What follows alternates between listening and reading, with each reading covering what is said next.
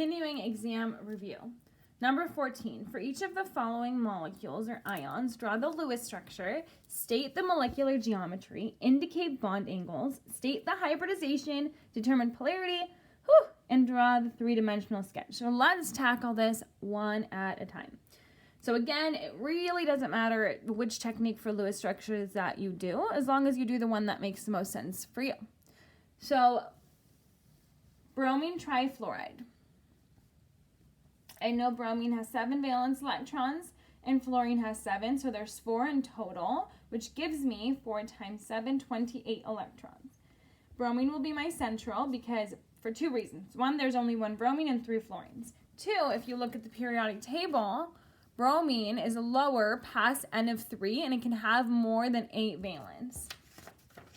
So therefore, we would place bromine in the middle and then draw the Lewis structure. So then I would have my fluorines around, boom, boom, boom. 1, 2, 3, 4, 5, 6, 7. 1, 2, 3, 4, 5, 6, 7. 1, 2, 3. Awesome. Okay. Well, bromine trifluoride. I have to make 3 bonds. I've used all my electrons, so I can bond here, and I can bond here, and I can bond here. So I'm going to clean this up, and it's going to look like this. Br with my 2 lone pairs, fluorine,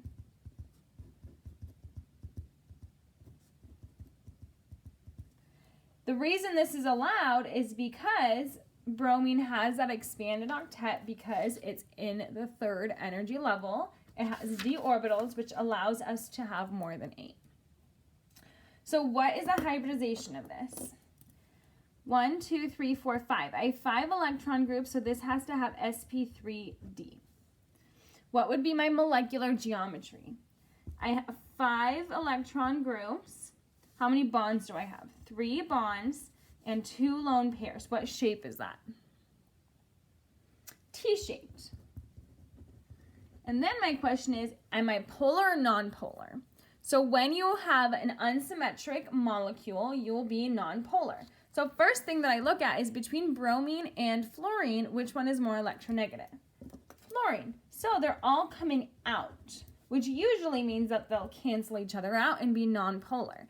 But because of the lone pairs, it offsets the symmetry of the structure and makes this polar. Alrighty, so we did Lewis structure, geometry, hybridization, polarity.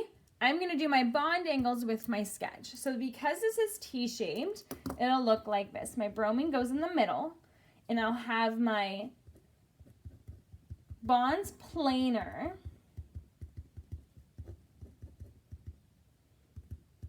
and my lone pairs going in and out of the plane, causing those bonds to form that way with having a less than 90-degree angle. Next one, sulfuric acid. So which one would be my central atom? Sulfur. So I already know that sulfate looks like generically. 2 bonds and then 1. Now, it doesn't say here to have any resonance, but if it did, I would have to do multiple structures. Well, my hydrogen isn't going to attach to my oxygen with my double bond. The reason I'm going fast through the sulfate is because I already done a video on this on chapter 9. Please rewatch that. But the reason I do that is because I know due to formal charge, the most stable form of sulfate is to have 2 double bonds with the oxygen and 2 single bonds. So then I have to know, well, where do my 2 hydrogens come from? These are my acidic hydrogens, right? So hydrogen is not going to bond to the sulfur. The hydrogen is going to bond to the more electronegative atom to make it the most polar so that in solution it can break apart. It's going to go towards my oxygen that wants another bond. So then you just complete the octet for everything. And there you have your sulfuric acid. Now again, if it had resonance and you wanted to draw your resonance, you would move the bonds around in the hydrogens.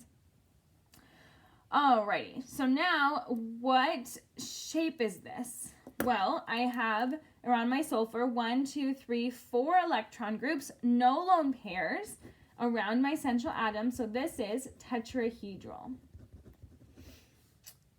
What hybridization do I have? 1, 2, 3, 4 electron groups, sp3. Is this polar? This is really polar because the hydrogen polarity with the oxygen goes towards the oxygen, and from the sulfur goes towards the oxygen. So this is really off-symmetric, and it's polar. Let's draw the three-dimensional shape. Three-dimensional shape would be for tetrahedral, you have 2 planar, and then you have 1 going out of the plane, I'm just going to keep it as OH, and 1 going in. Awesome. Next one, CBr2O. So which one would be my central atom? Bromine has 7 valence electrons, it can bond once. Oxygen has 6, it can bond twice. And carbon has 4, and it can bond 4 times. So carbon goes in the middle. I'm going to put my bromine around and my oxygen. Well, I have 4. I know oxygen wants to bond twice. Each bromine wants to bond once. My carbon is satisfied, and I fill in my octet. 4 plus 14 plus 6 is how many electrons?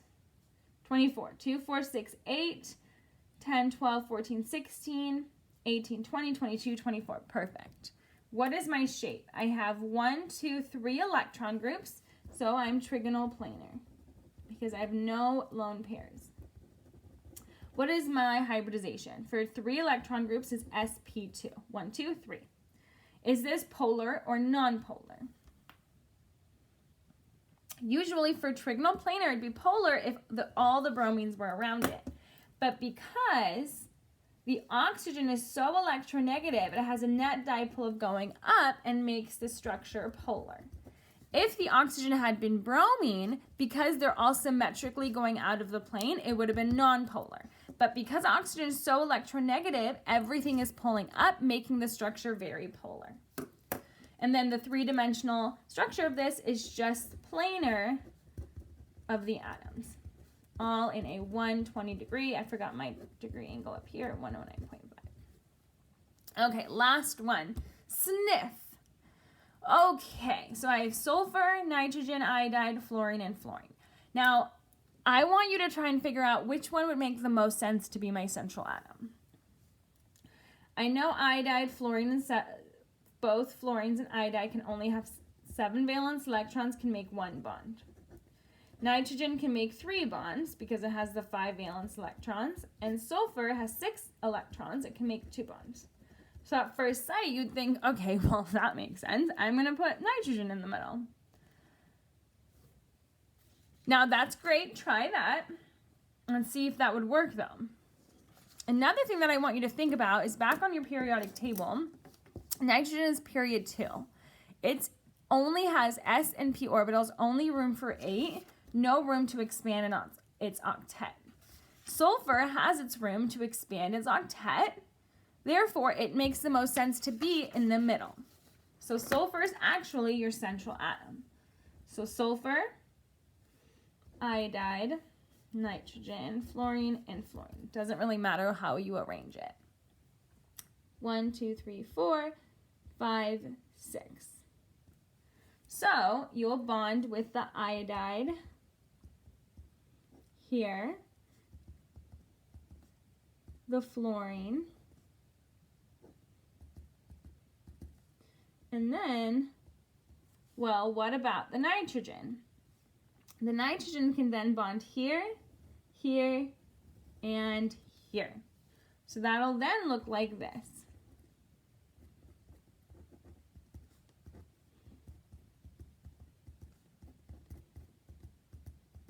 Oops, this is an F.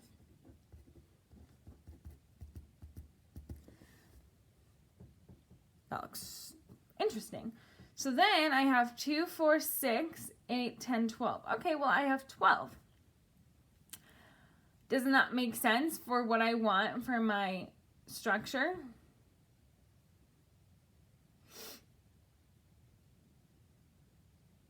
Well, I can have more than 8 for sulfur, so this is plausible, but I can also rearrange, right? I could rearrange this bond to force the electrons towards the nitrogen.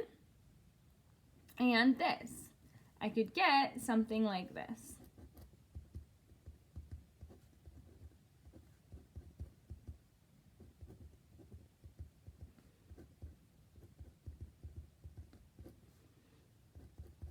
Now let's check if we have all the electrons. How many electrons should we have for this structure? 6 plus 5 plus 21. What is that? I'm going to cheat and use my calculator. 6 valence electrons plus 5 plus 7 plus 7 plus 7, 32. 2, 4, 6, 8 times 4 is 32 electrons. Great. So then this shape works. What other shapes would be possible? What if I decided that I wanted to keep it like this? How do I know which structure is better? Well, that's something that you can determine by calculating formal charge.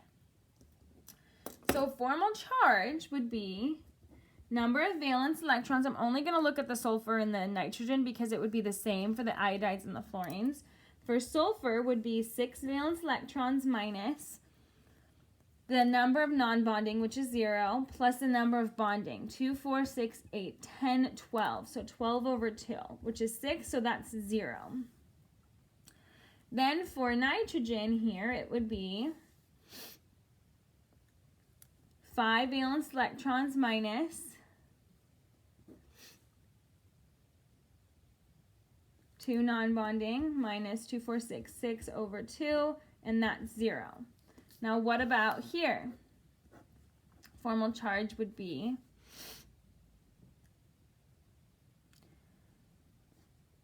5 valence electrons minus 6 non-bonding plus 2 over 2, which is -1.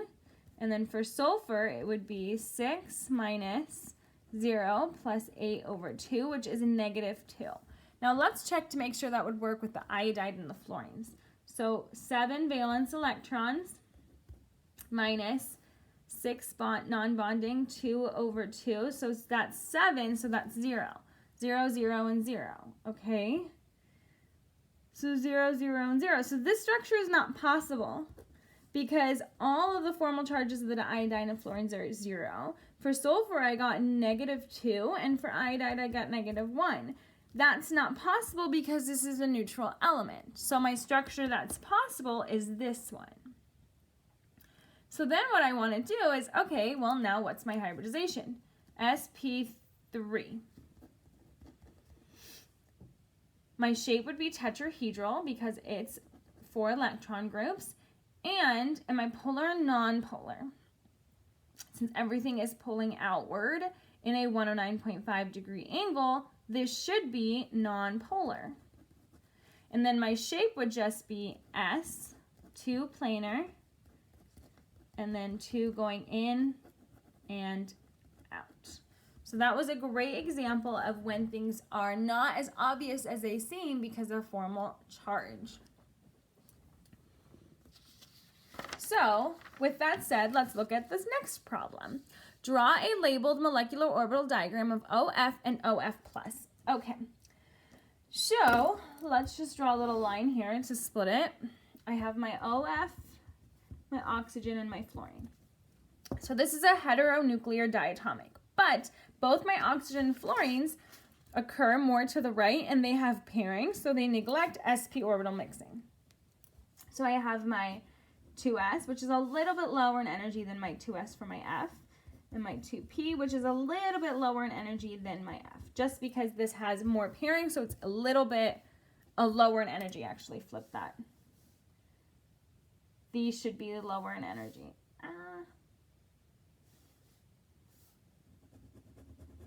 These are a little bit higher because these have less pairings. I just flipped what I needed to say. Okay, so then you fill your electrons in. Since fluorine is more stable and electronegative, it has lower energy.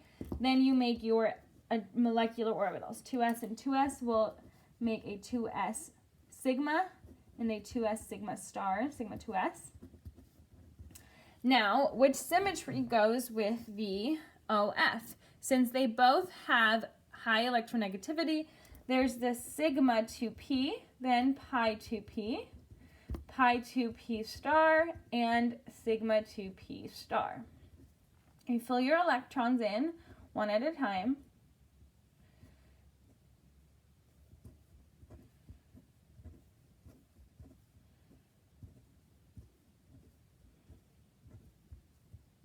Let's check. OF, I have 6 plus 7, which is 13. 2, 4, 6, 8, 10, 12, 13. Great. So then what would it look for OF plus? Now first, where would my plus go? Plus means losing an electron. Would that go to the oxygen or the fluorine? Since oxygen has just the smallest little bit of lower ionization energy, it will go to the oxygen. So you have your 2p, 2s, a little bit lower in energy for the F.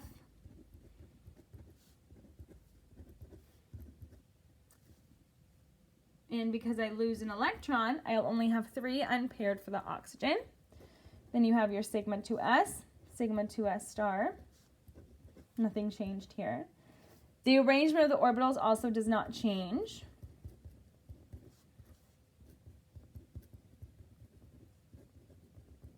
And you fill your electrons in.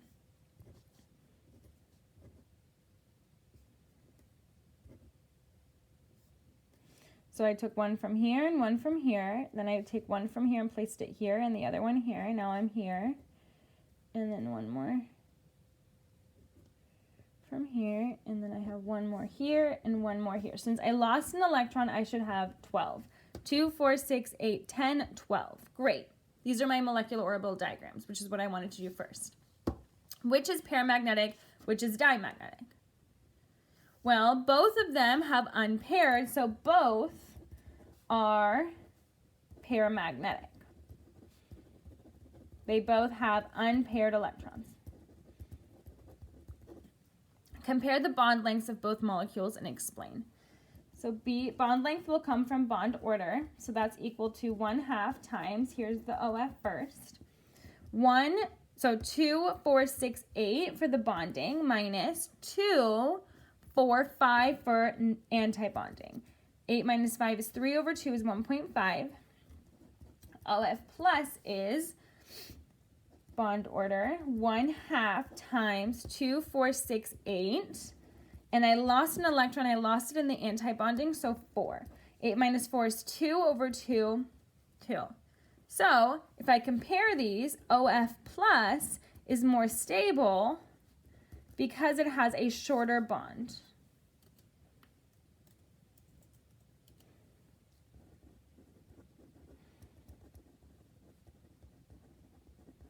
Due to its higher bond order.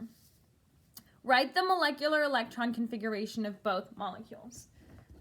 OF would be sigma 2s 2, sigma 2s star 2, sigma 2p 2, pi 2p 4, pi 2p star 3. OF plus would then be sigma 2s 2, sigma 2s star 2, sigma 2p 2, pi 2p 4, and pi 2p star 2. Which would be the most stable? OF, OF plus, or OF minus? So we already know that the bond order for OF is 1.5. For OF plus is 2. What would it be for OF minus? So OF minus, if I look at my original OF, would then get a minus on the fluorine since it's more electronegative, and therefore gain an electron. It would gain an electron in the pi 2p antibonding since it still has 1/2 filled orbital. So then the bond order would be 1/2 times the same number of bonding electrons because that didn't change, minus, if I'm adding one more electron in my pi 2p antibonding, I would have minus 6. So then 8 minus 6 is 2, divided by 2 is 1. So which is the most stable? The most stable and the highest bond order would still be OF plus. So this would be most stable because it has the highest bond order and shortest bond length.